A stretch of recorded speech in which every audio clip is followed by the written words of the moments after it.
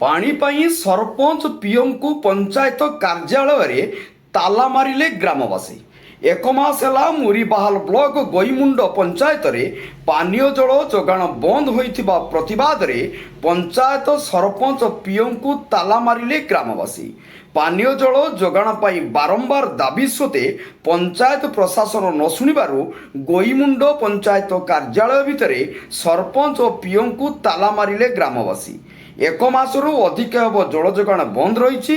ଖରାଦିନ ଯୋଗୁଁ ପାଣି ସମସ୍ୟା ଉତ୍କଟ ହୋଇଥିବା ବେଳେ ବାରମ୍ବାର ପ୍ରଶାସନଠାରେ ହାରି ଗୁହାରି ପରେ ମଧ୍ୟ କେହି ଶୁଣି ନଥିବାରୁ ଲୋକେ ପଞ୍ଚାୟତରେ ତାଲା ମାରିଲେ, ଜଳ ଯୋଗାଣ ଦାବି କଲେ।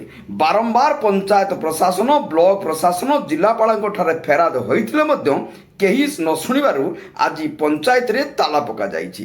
2 ଘଣ୍ଟା ପର୍ଯ୍ୟନ୍ତ ତାଲା ପଡ଼ିଥିଲା। ମୁରିବାହାଲ ପୋଲିସ ପହଞ୍ଚିଥିଲା। ପ୍ରଶାସନ ସହିତ ଆଲୋଚନା ପରେ ଆସନ୍ତାକାଲି ଜଳ ଯୋଗାଣର ପ୍ରତିଶ୍ରୁତି ଦେବା ପରେ ତାଲା ଖୋଲାଯାଇଥିଲା। ବଙ୍ଗୋମୁଣ୍ଡାରୁ ରାଧାଶ୍ୟାମ ମେହେରଙ୍କ ରିପୋର୍ଟ, ଜନତା ଏକ୍ସପ୍ରେସ୍।